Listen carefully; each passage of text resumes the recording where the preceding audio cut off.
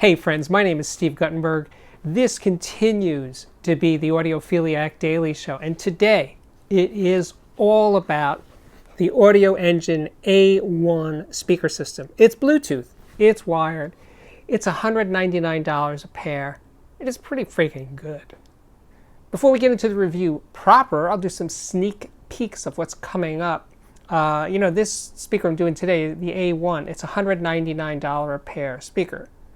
But very, very soon, I'm going to give you the Audio Research LS28 SE. That is a $10,000 tube preamp made in Minnesota by craftsmen who care. It is pretty freaking special. I'm having a great time with it.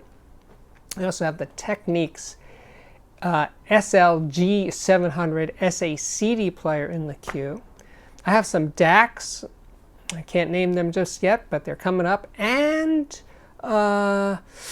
Confessions of a High-End Audio Salesman. And that would be me. I got some stories, I don't think I've told you before, about what it is that I did for a living for 16 years, which turned out to be an incredible preparation for what I do now. Dealing with literally thousands of people, doing demos for them, and hearing how people react to audio, to speakers, to amplifiers, to cables, to whatever. It was quite the education. It's been a while. It's been a while since I reviewed an Audioengine, and this one, I don't know, it just hit me the right way. It only comes in gray. It's kind of a slate gray finish. I think it's actually very tastefully done. It's tiny. It's only 6 inches high. It has a 2.75 inch woofer mid-range, 0.75 inch silk dome tweeter. The amplification is obviously built in. It's 15 watts a channel.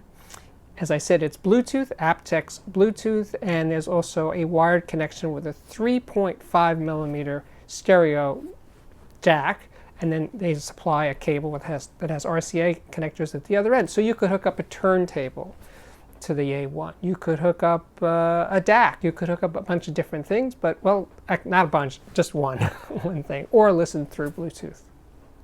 I listened both ways. To cut to the chase, the wired connection sounded ever so slightly better, but the speaker's sound is the speaker's sound. So I started my listening sessions here in the main room with one A1 on top of this clipped corner wall and the other A1 on the other side. Strung the wire between the two speakers, and away we went. And it sounded pretty darn good. The vocals sounded right. Vocals, mid-range was good. Guitars, horns, strings, they sounded fantastic. Now, I also spent the bulk of my time listening on my desktop. And I felt that, well, when I was close, like 2 feet away, it was a little too much information time. I didn't like the sound close up. It was a little too forward sounding. And also, I was right near a wall, and I find listening to speakers up against a wall not exactly ideal. But anyway, so I pulled them out a little bit. I listened from further away, 4 or 5 feet away. The sound just held together so much better at that distance. But they were also nice in my main listening room here, where I was about 7 or 8 feet away from them. So they can be used in different ways. And by the way, did I mention it's a ported speaker? So that slot under the woofer is a port. So it is a bass reflex design. The build quality, as with all Audioengine speakers, is solid. The finish options are limited to this one. It's kind of a slate gray. It's tasteful. It's vinyl. It's not painted. And all in all, we're in good shape. Oh, one very important feature, ooh, I almost left this out, is it does have a subwoofer output, a RCA jack, a sole RCA jack, so you could hook up a subwoofer to use with the A1 system. One little downside I could might be for you is it doesn't come with a remote. I don't think people really use remotes with this kind of speaker. You're going to use your phone, as I did, or your computer to control the volume, so not having a remote, not a big deal. And you really don't select the input. You're going to use it either basically as a Bluetooth speaker or one where you're using the wired connection. There is no digital connectivity whatsoever. I don't know if this counts as a feature, but The A1 comes with a 3-year warranty. That's pretty cool. When you buy it direct from Audioengine, it's free shipping in the United States and no sales tax, so it's pretty much $199 a pair, and that's it. Or is it $199.99? But anyway, no sales tax, no shipping in the USA. But they do also sell through dealers. But of course, Audioengine is sold worldwide through distributors. So listening to it, well, the sound, as I said, the mid-range is the star. It has a surprisingly well-balanced mid-range for such a tiny speaker. The bass it is not a thin-sounding speaker. It has ample fullness. It doesn't go deep. Their spec is 65 hertz.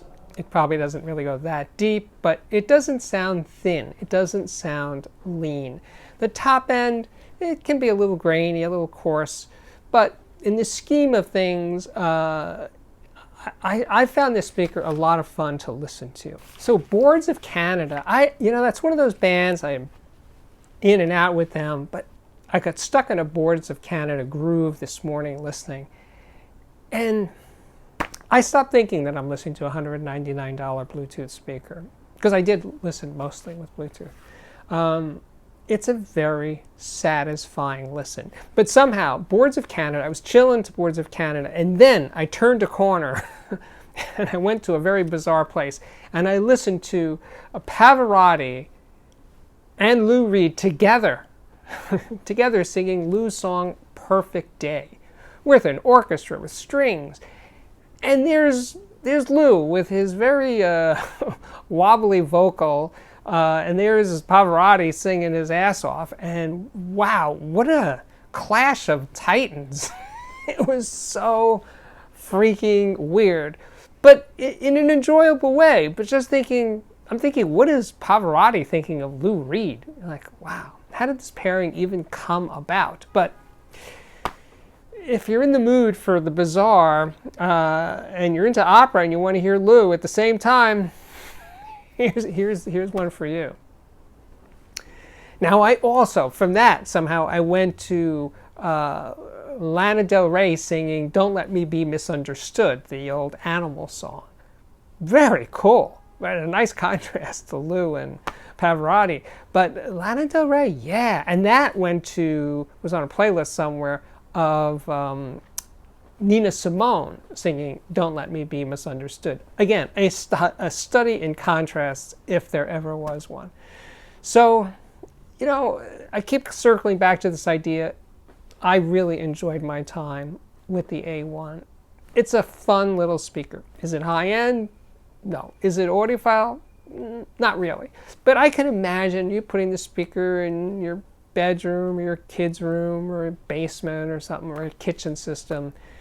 It would be really, really nice. So, my name is Steve Guttenberg. This continues to be the Audiophiliac Daily Show. If you like it, please subscribe to this YouTube channel. And if you really like it, check out the Patreon, which can be found at patreon.com/audiophiliac.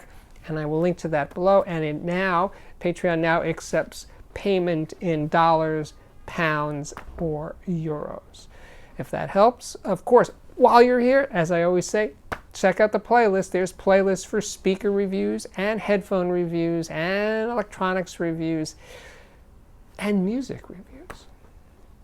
Not to mention, but I will, interviews with John Atkinson from Stereophile and Harry Weisfeld from VPI with his son Matt. So many, and of course Nelson Pass, and they're all here. They're all here for your amusement and possibly education. So now I can say my work here is at last complete. Thanks again for watching, and I really, really do hope to see you back here again very, very soon. Bye-bye.